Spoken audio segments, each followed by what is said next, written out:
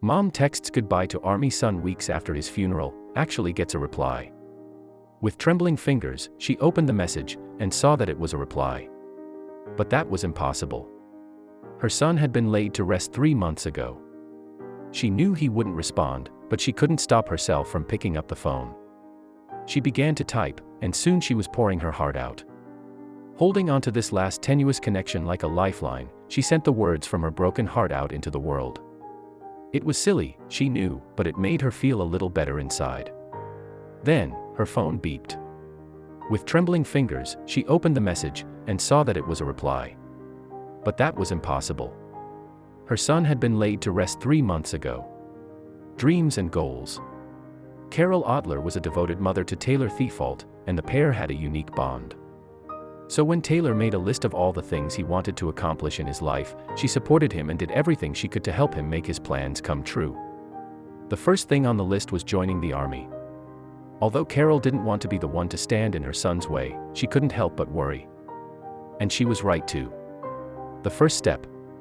After sleepless nights and long discussions, Carol realized that there would be no swaying Taylor. He enlisted in the U.S. Army, and that was that. With item 1 checked off his bucket list, it was time for him to focus on number 13, he needed to build a career for himself. After serving in the Army, Taylor turned his attention to finding a job.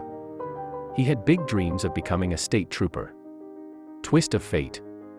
On May 23, 2015, Taylor's training was almost complete. He was finally free to fulfill his dream of serving and protecting the citizens of Colorado, and Carol couldn't have been prouder of her son. But before he came home for a much-needed break, he got the call that would change his life forever. Taylor was the passenger in a ride-along with another officer when the fateful call came in. But that didn't stop him from texting his mother. She received the message at 7:30. The call. Taylor had thought that he would soon be home, but then the call came in that there had been an accident. Taylor and Clinton, the other officer on duty that day, were tasked with helping at the scene. The tow truck arrived and began to load the wrecked car. But while they were waiting at the intersection, they were unaware that something was coming their way. Protect and serve. A warning call came in through the radio, the fleeing suspect was coming their way, and law enforcement were hot on his trail. Taylor and Clinton were determined to thwart the perpetrator and bring him to justice. They had to stop him from causing another accident. But they had underestimated how far the suspect would go in a bid for his freedom. His duty. Taylor and Clinton set about placing stop sticks in the road and waited. Suddenly, the man's car came into view, careening toward them at breakneck speed. The air filled with the sound of sirens and Taylor looked up in dismay. The car barreling toward them wasn't slowing down. He screamed at the tow truck driver to get out of the way, and then everything went black. That's when Taylor checked another item off his bucket list. The news. An officer called Carol, and when she finally processed what he was saying, her world ended. He explained that the high-speed chase had ended tragically, and Clinton and Taylor had been in the car's path when it hit.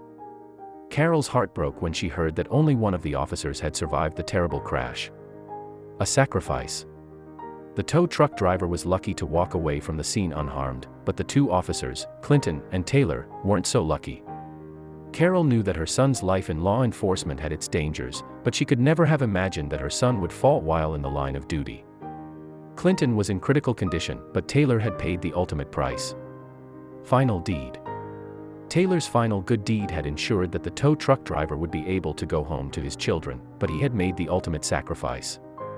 Taylor had been just 21 years old, but even as the car sped toward him, he wasn't thinking about himself. He put the life of another before his own, probably without even realizing that he had just completed another item on his bucket list, number 9.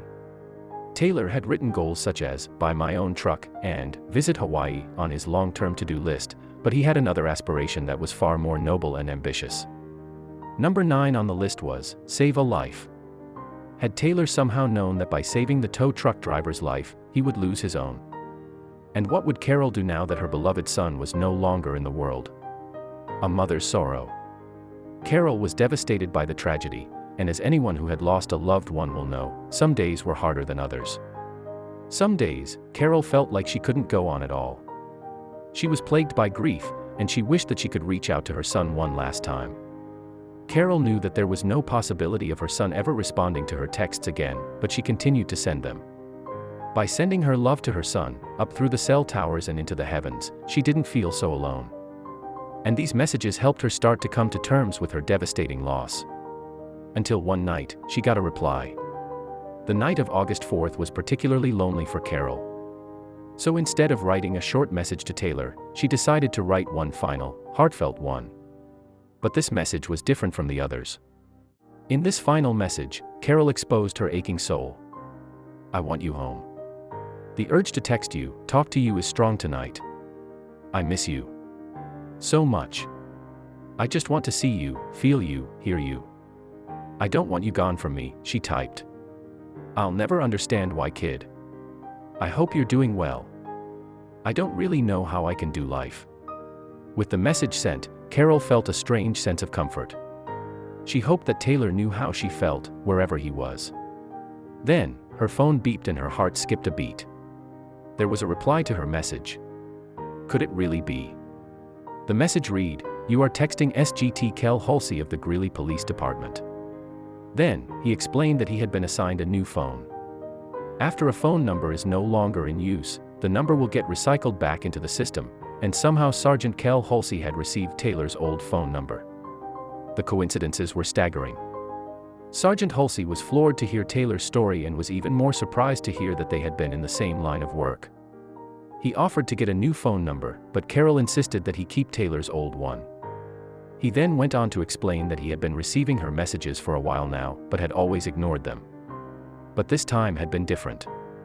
Sergeant Halsey then resolved to dedicate his remaining years on the force to Taylor, and he also promised to finish Taylor's list. After 30 years on the force, Sergeant Halsey needed some reminding as to why he signed up all those years ago. He admits that Taylor was similar to himself when he was younger, and he uses Taylor's memory to remind himself to always serve and protect to the best of his ability. Taylor's name was added to the National Memorial of Fallen Officers in light of his selfless final deed, and he will be remembered forever. He made the ultimate sacrifice that day, and his spirit will be honored. Carol remained in contact with Sergeant Halsey, and he continued to offer her words of comfort when she felt the need to text her son. The remarkable coincidence that Carol's son's phone number had been reassigned to another man in the same line of work was surely a sign that his life and work will live on through Sergeant Halsey. Sergeant Halsey will pay tribute to the brave young man every day indeed, and his incredible spirit will live on, in a way. Halsey even keeps a photograph of Taylor on his desk to remind him of why his work matters so very much.